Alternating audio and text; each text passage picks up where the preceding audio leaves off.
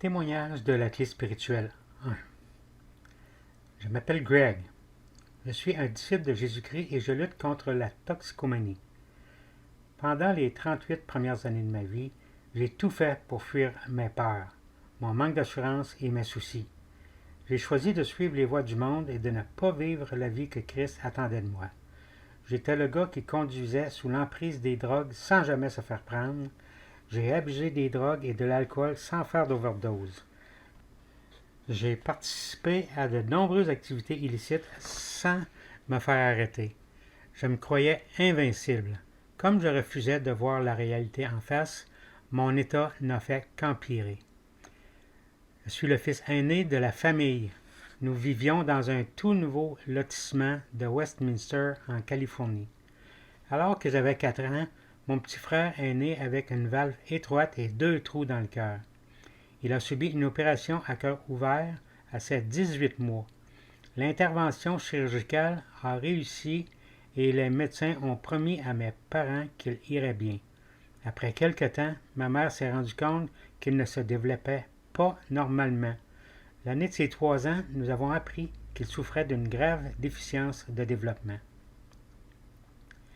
Les premières années passées avec mon frère ont été formidables. Nous avons beaucoup joué ensemble, comme tous les frères. À cette époque, je ne réalisais pas qu'il était différent. Puis, notre relation a changé. Au lieu d'être un frère pour lui, je suis devenu une sorte de troisième parent. Il avait la capacité mentale d'un enfant de 5 ans et il ne dépassera jamais ce stade.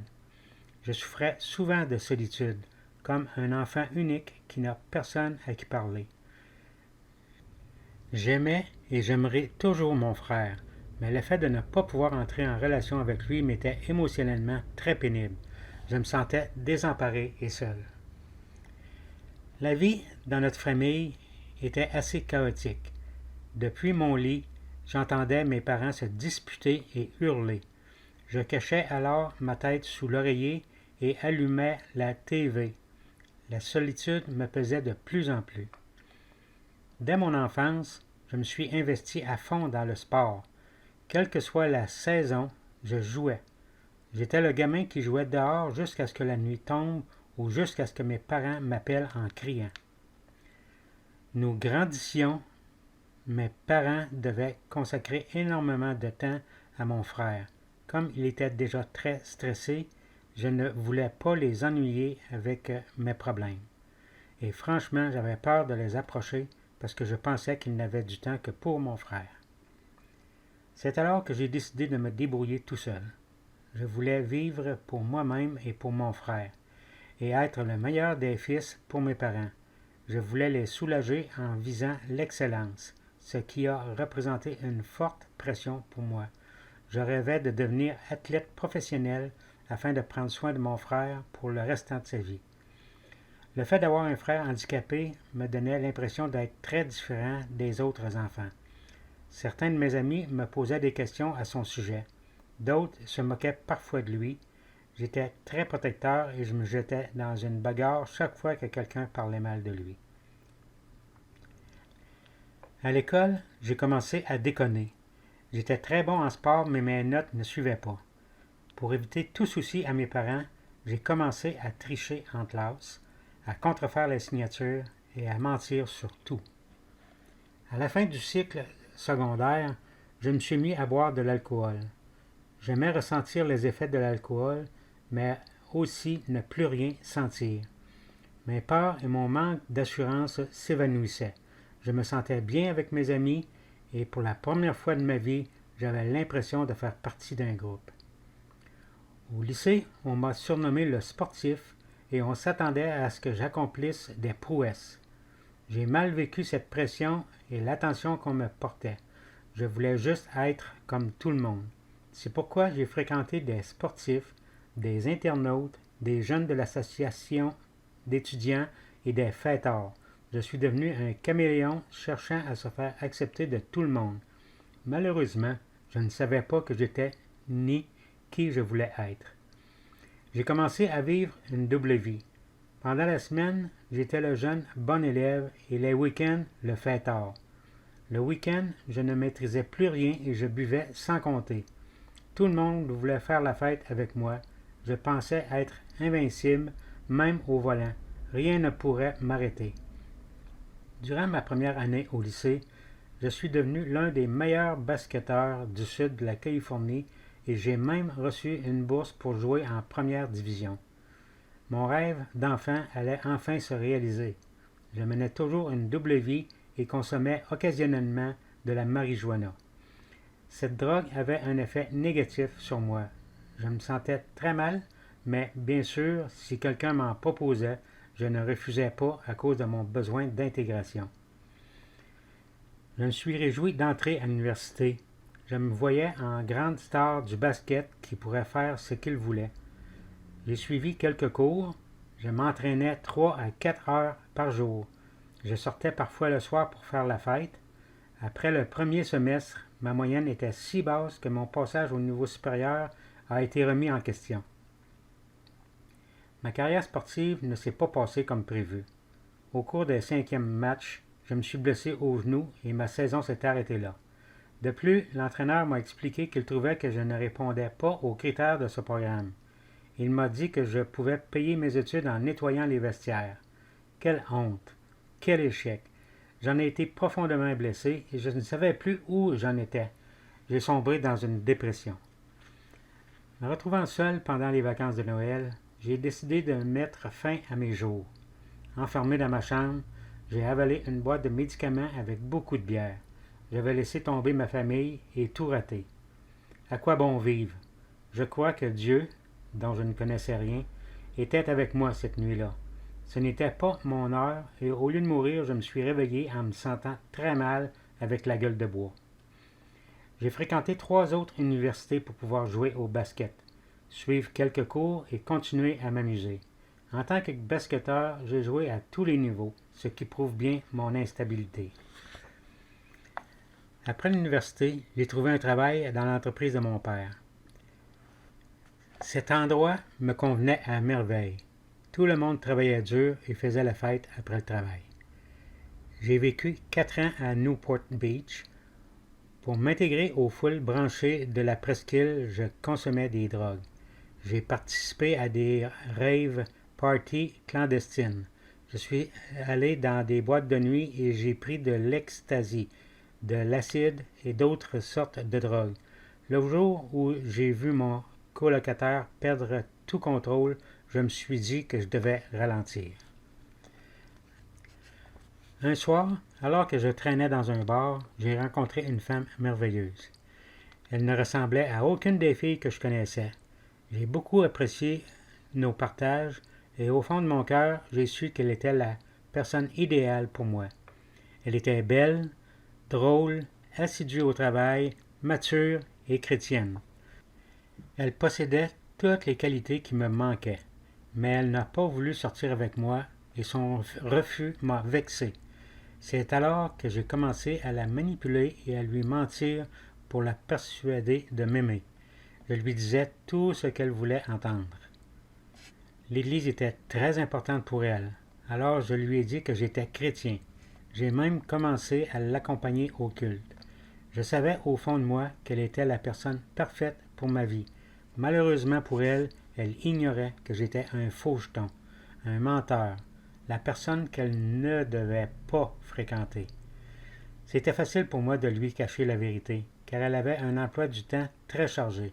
Je sortais avec elle 1 ou 2 jours par semaine et fêtais avec mes amis le week-end. Après environ 1 année de fréquentation, nous nous sommes fiancés et 6 mois plus tard, nous étions mariés. Je pensais qu'à 30 ans, c'était le moment de mûrir, de me caser et de commencer une famille. Je pensais honnêtement que le mariage me transformerait. Malheureusement, notre relation conjugale n'a pas été un conte de fées. Le soir même des noces, je l'ai laissé seul pour aller retrouver mes amis et je suis rentré complètement ivre. Nous avons essayé de vivre le rêve américain. Nous avions tous les deux un travail super.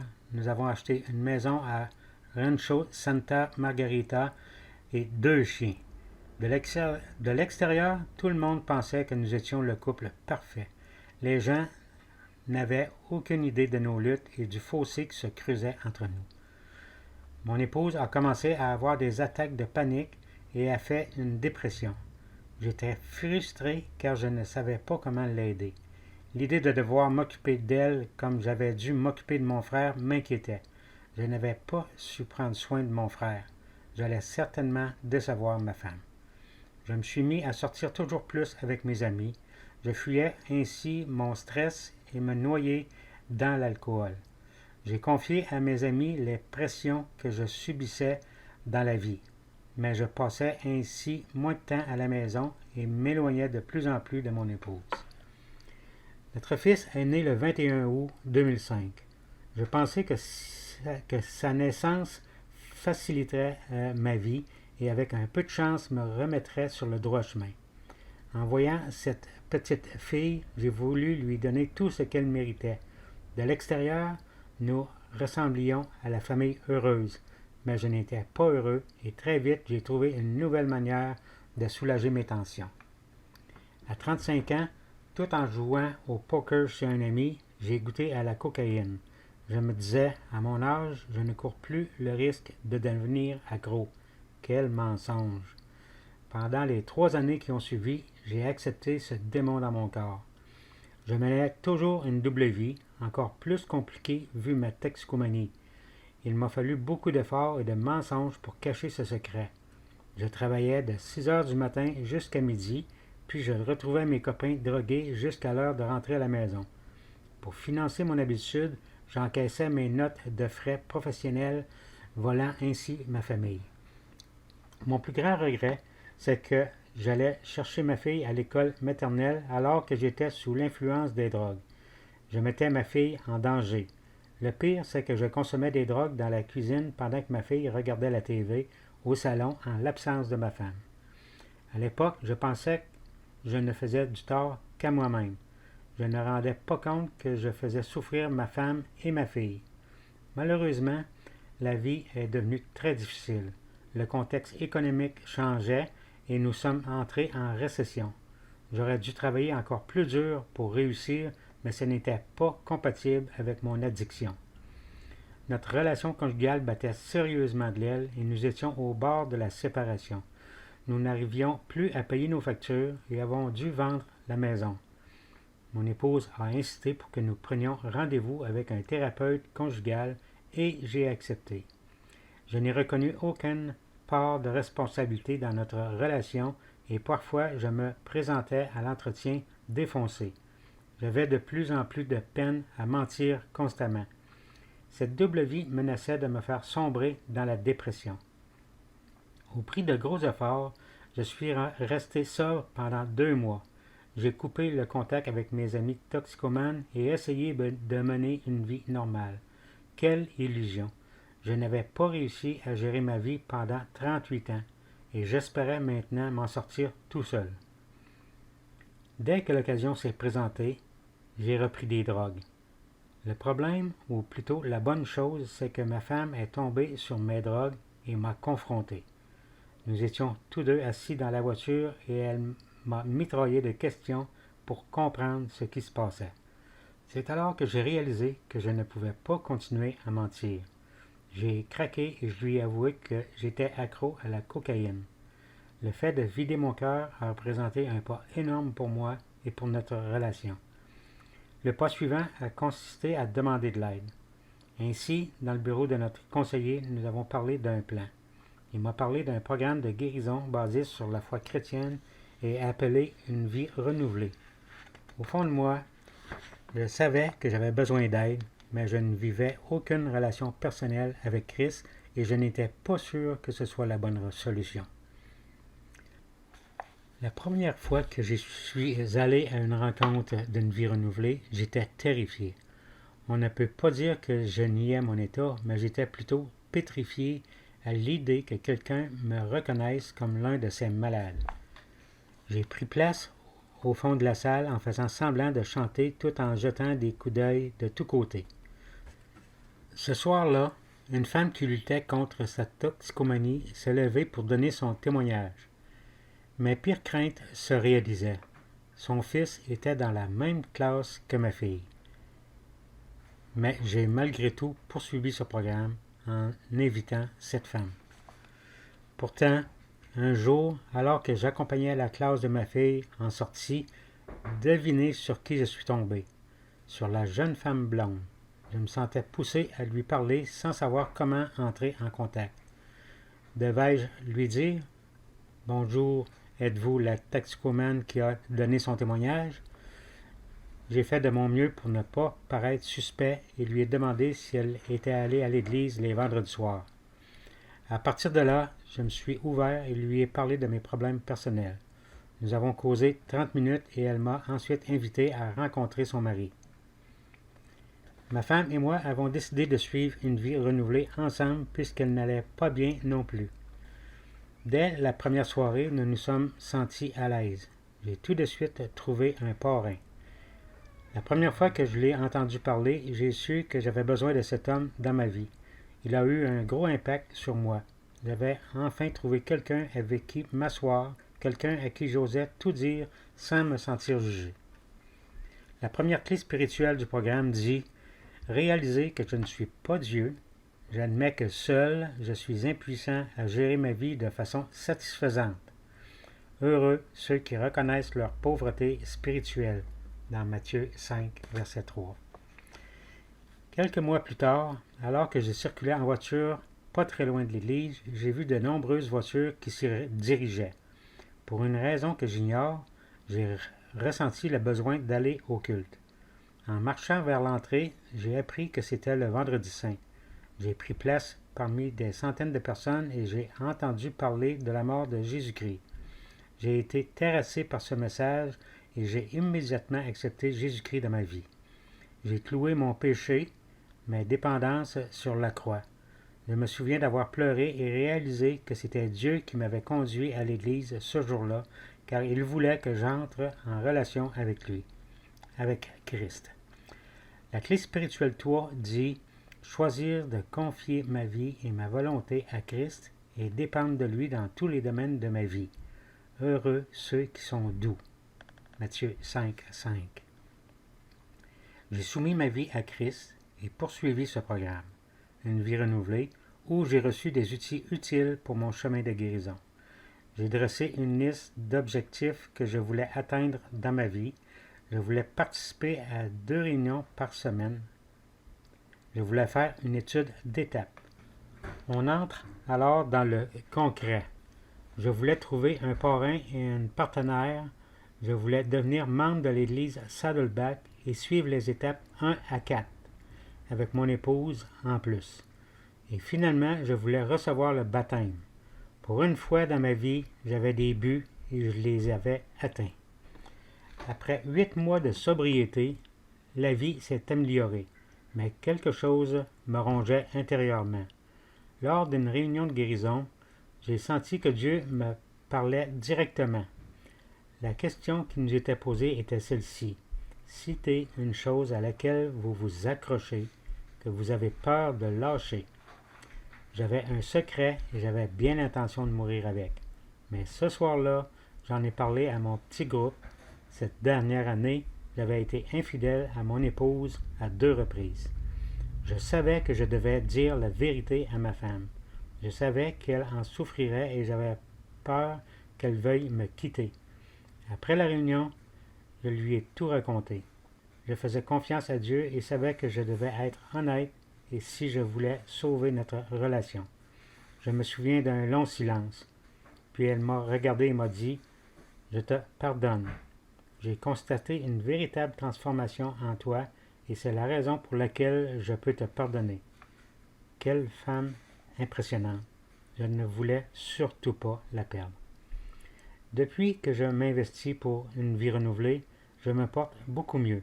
J'avais besoin d'un programme qui m'aide à rester sobre et d'un endroit pour apprendre à devenir un meilleur mari, père, ami, frère. Bref, une personne meilleure. Mais d'abord, je devais trouver Christ. Je l'avais ignoré pendant 38 ans. Lui seul pouvait m'aider à rester sobre. J'ai eu de la peine à m'ouvrir et à exprimer mes pensées et émotions. Grâce à ce programme, j'ai rencontré des hommes qui rencontraient les mêmes problèmes que moi et à qui je peux librement m'ouvrir sans sentiment de honte ni de gêne. J'ai tissé des relations profondes avec mon parrain, mon partenaire et d'autres hommes qui me soutiennent. Une vie renouvelée a donné à notre famille un endroit où nous nous sentons aimés tels que nous sommes vraiment. Je suis venu pour un problème de dépendance aux drogues, mais grâce aux réunions en groupe élargi, aux petits groupes et à l'étude d'étapes, j'ai appris que je lutte contre la colère, le désir sexuel et en gros la vie en général. Maintenant, je suis un accro à la reconnaissance parce que je connais Christ qui m'a rendu la santé et délivré de mes démons.